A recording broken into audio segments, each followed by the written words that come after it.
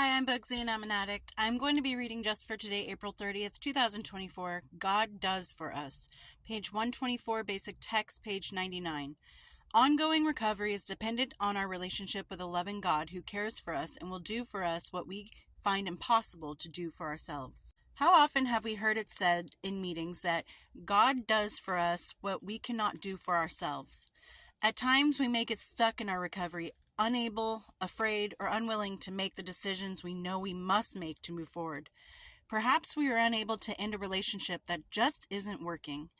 Maybe our job has become a source of too much conflict.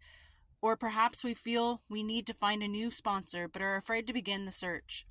Through the grace of our higher power, unexpected change may occur in precisely the area we felt unable to alter.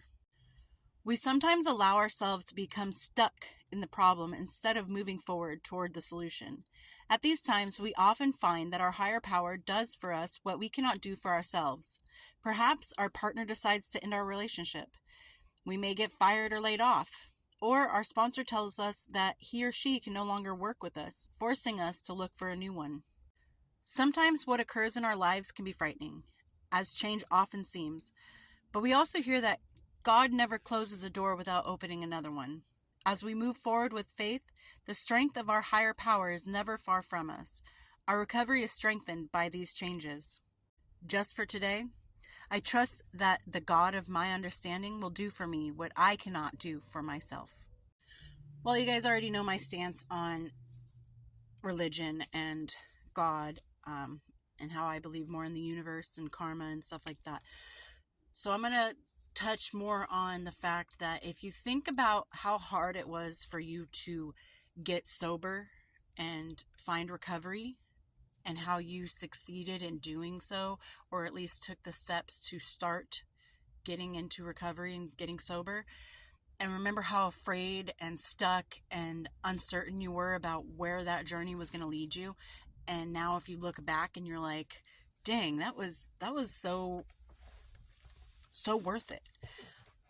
And you look at yourself today in recovery and sober, whether it's 24 hours or 24 years, and you think, like, I was so scared to put down the drugs and put down the alcohol, but look at me now.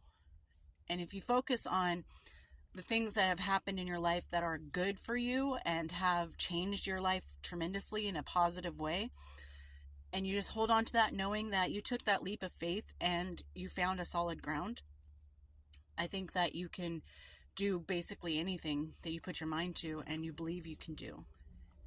And you're worth the recovery. You're worth the work you put in to get into recovery and get sober and live clean. And don't give that up because you're afraid something might not go right. By all means, grieve if you need to grieve. Be angry if you need to be angry. Celebrate when it's necessary and it's appropriate. And just keep on going. One day at a time, life on life's terms. You know, you've heard it all. And just keep going, knowing that you can do this. And you've done it. Now just apply that skill that you learned into your everyday life. The skill you acquired during your battle to recovery. Put that into your everyday life. The small accomplishments, the small achievements, the things that you may think are just, petty and inconsequential, like not really important. Be proud of that. The times that you have struggled or felt sad, embrace that. Embrace the emotions and the feelings that you feel when you live life. And I hope everyone's doing well out there, and I'll talk to you later. Bye.